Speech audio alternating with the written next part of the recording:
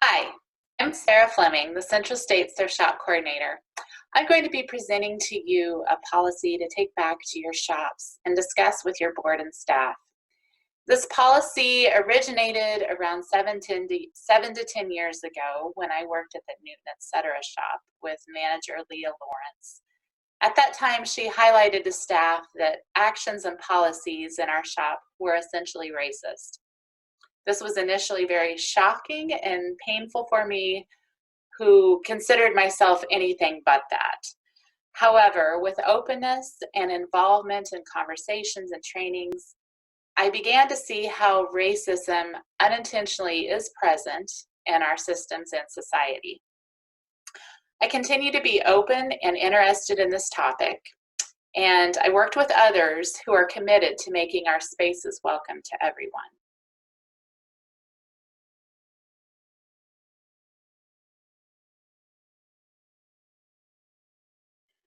The MCC Thrift Shop Network desires all shops to be truly welcoming to all peoples. Our goal is to have shops be a place of community building, where people can become friends and see one another's humanity. This means we need to be aware people may perceive things different than we do. I acknowledge that conversations around race and racism can be difficult and new for many people. It is not our intention to accuse people of being racist, but rather highlight that racism can unintentionally be present in our shops due to a lack of understanding. I want to engage in this with openness, that we are all on different levels of understanding of what it means to be anti-racist, and that we need space and grace to grow our understanding. The racially charged donated item policy is the first resource to be shared with shops specifically on the topic of racism and how it can manifest itself in thrift shops. This policy addresses just one aspect where racism may be present in thrift shops. This policy does not ensure that shops are truly anti-racist. MCC is dedicated to supporting shops to become anti-racist by offering future trainings and resources, as racism can be experienced in many different ways. To begin with, I would like you to reflect first on this picture a bit. Mary is in her room that she has decorated with her belongings, the things she owns and cherishes, and has placed them with a sense of order. You see, she has a tablecloth on her bookshelf. There are flowers at the foot of her bed, the pillow placed just right on her bed. They're displayed for her enjoyment, as well as for welcoming her unexpected guest. Now, shift your focus. Close your eyes if you would like, while you reflect on these questions. When you think of the objects in your home, what comes to mind first?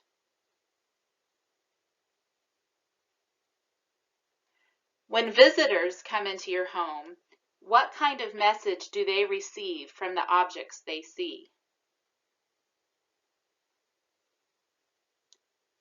Think about a time you were in someone's home when you saw an object that surprised you. What was the object? Why did it surprise you? How did you feel?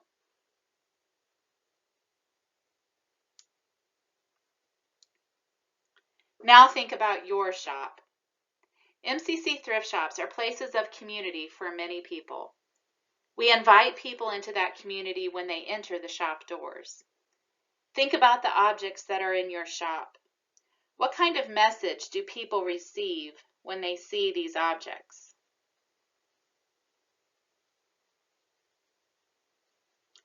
Now think about a person who is culturally different than you. When they see the items in your shop, do they find a different message than you do? Why is MCC concerned about racism? MCC is a worldwide ministry that shares God's love and compassion for all in the name of Christ by responding to basic human needs and working for peace and justice.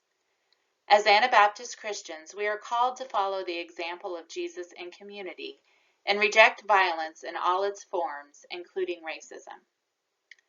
MCC recognizes that there is and have been racism within our organization, and that our understanding and response to that violence in our organization and in U.S. history has been inadequate. Therefore, MCC seeks to strengthen and expand efforts in becoming a more anti-racist organization. MCC has developed teams to review how MCC does its work with an anti-racism lens. This also means staff are required to attend anti-racism trainings and complete the Intercultural Development Inventory, which assesses intercultural competency, our ability to see cultural perspective, and adapt our behavior.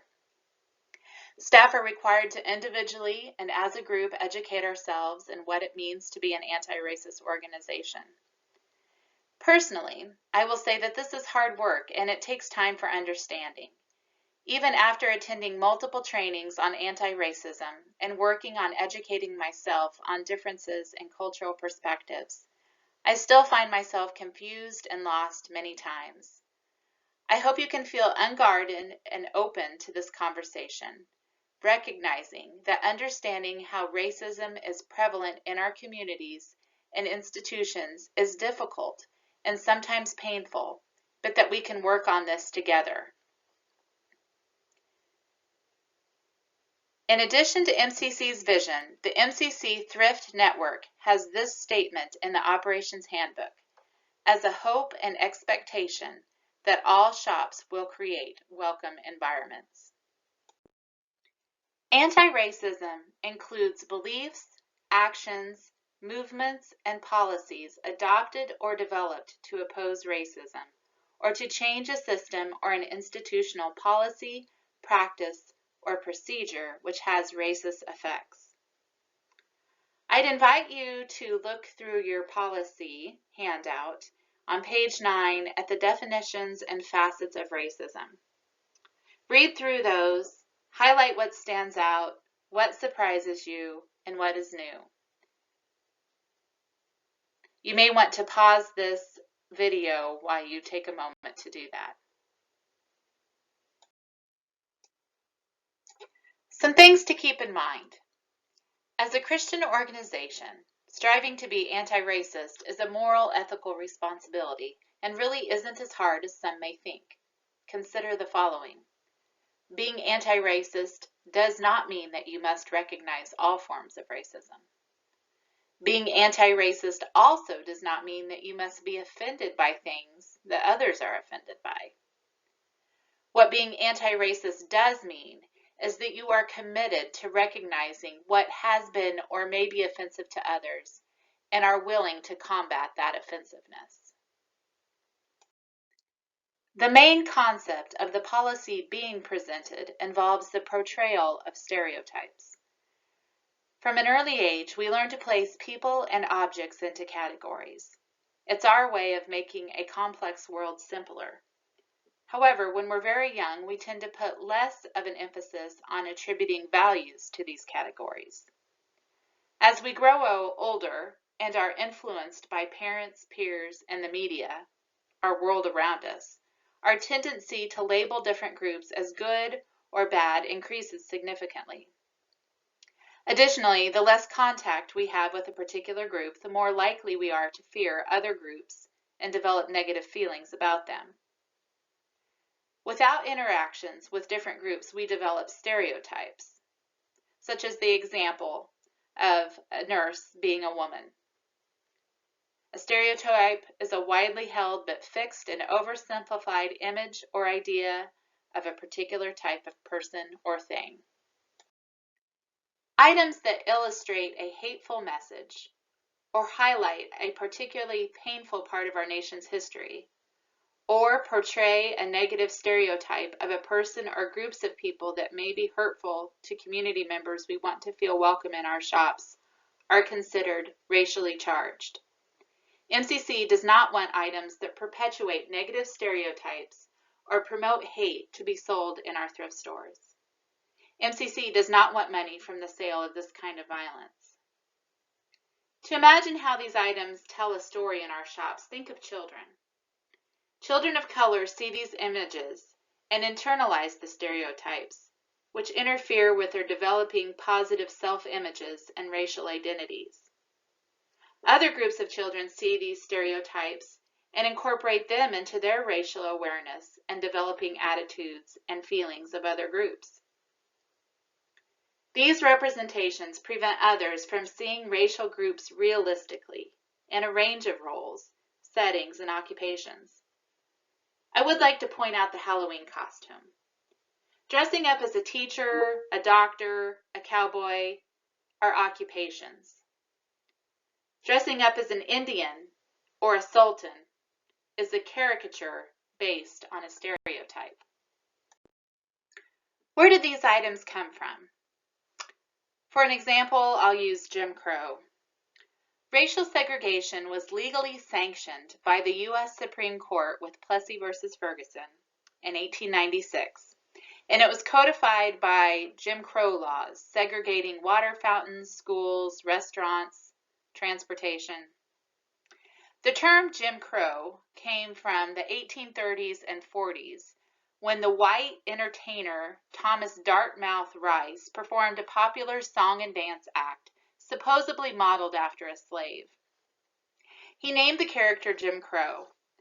Rice darkened his face, acted like a buffoon, and spoke with an exaggerated and distorted imitation of African American. In his Jim Crow persona, he also sang Negro ditties such as Jump Jim Crow. Jim Crow became a common stage persona for white comedians' blackface portrayals of African Americans.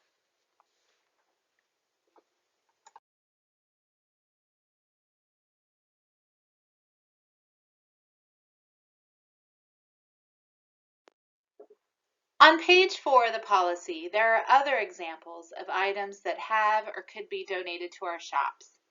Items that portray negative stereotypes of different racial groups. Native Americans are commonly stereotyped in popular and material culture in a variety of ways, such as being ignorant and don't know English. Here is the yum yum apples example. Or disposable. Think cowboys and Indians. Images of over-sexualized, skimpy-dressed Native women are also common. Native stereotypes also oversimplify that all Native Americans are the same, when in reality, there are well over 500 federally recognized tribes in the U.S. with distinct cultural differences.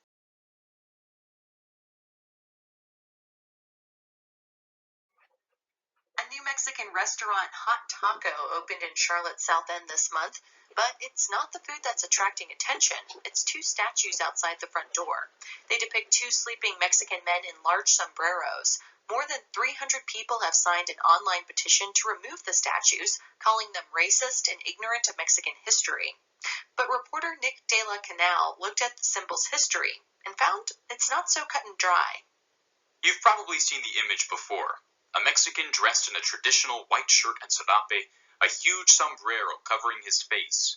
He sleeps against a wall, or sometimes a cactus.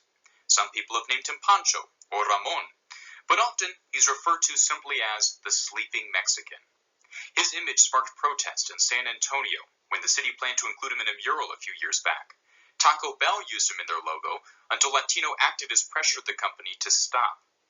He even had a role on the George Lopez show when George's neighbor buys a sleeping Mexican for his lawn and later accuses George of smashing it in the middle of the night. Oh, come on. You were at my house last night. I know you saw it. That doesn't mean anything. Maybe the statue woke up, realized it was a racist lawn ornament, and smashed itself.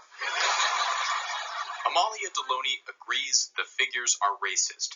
She was disappointed when she saw the statues outside Hot Taco when she ate there earlier. Deloney, who immigrated from Guatemala as a child, sent a letter to the restaurant, and she started an online petition asking Hot Taco to remove the statues. She says they perpetuate the lazy Mexican stereotype.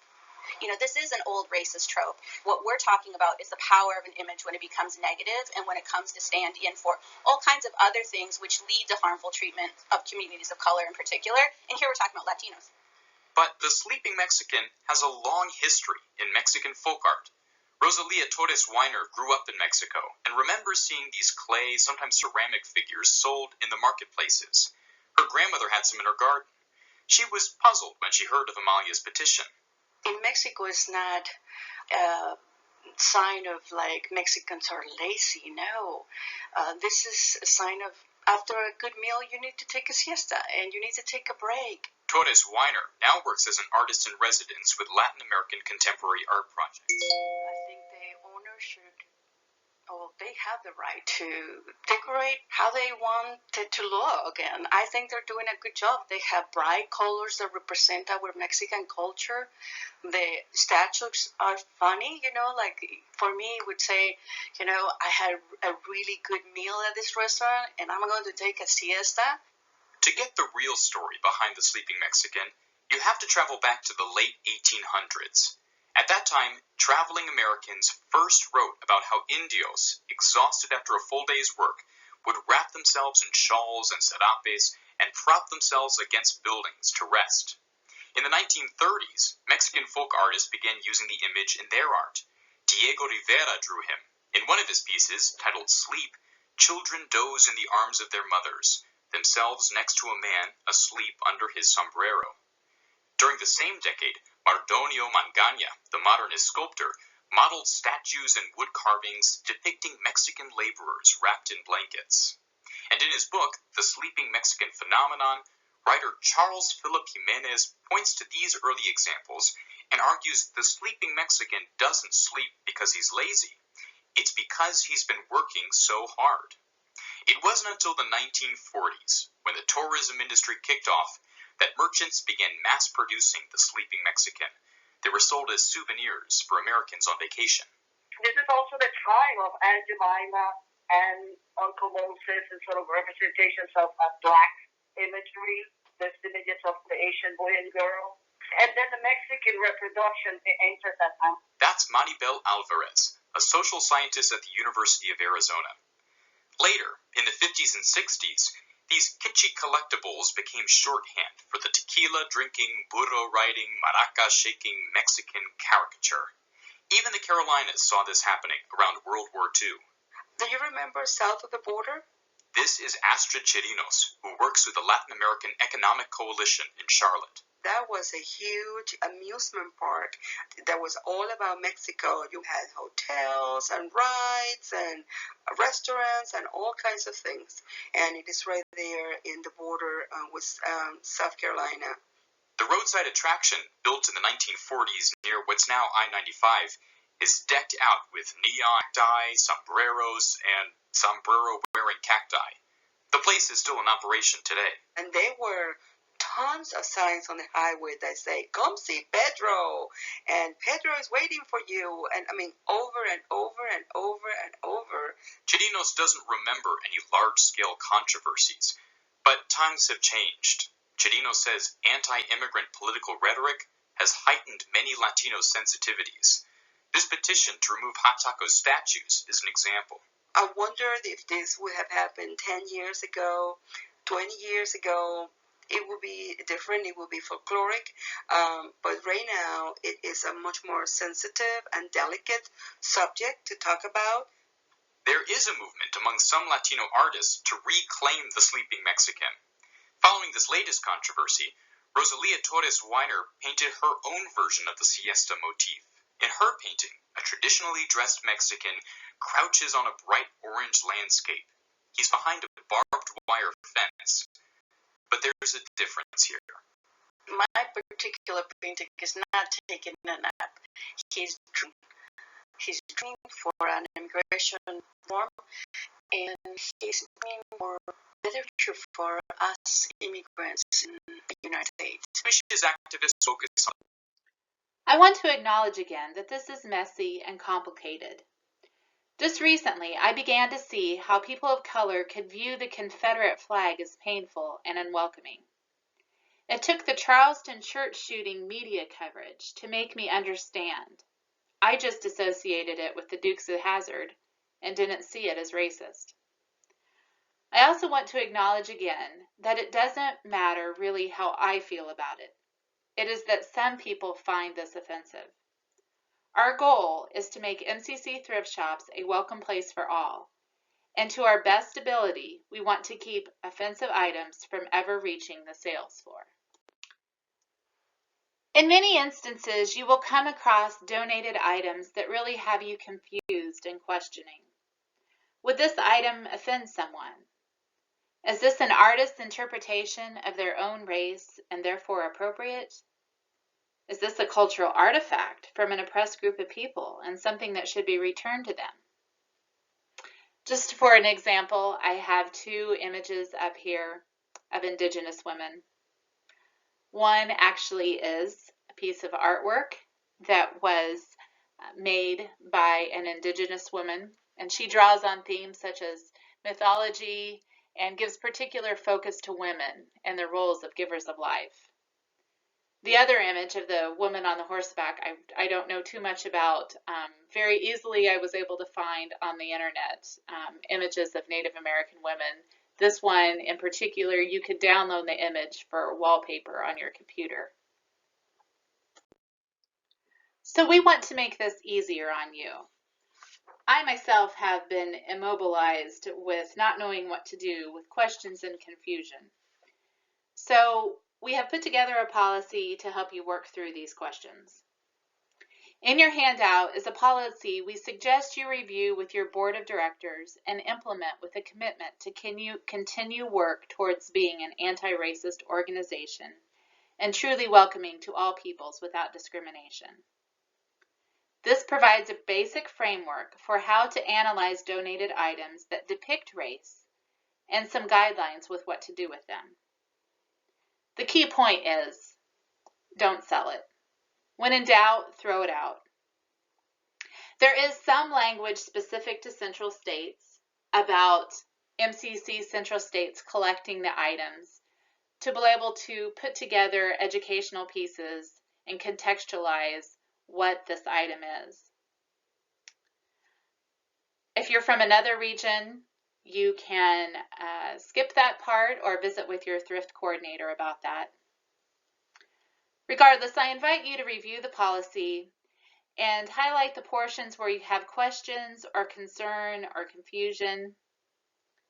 Please reach out to the thrift coordinator if you have any questions. The main thing I want you to take away is the reason for this policy is that we want people to feel welcome in our shops.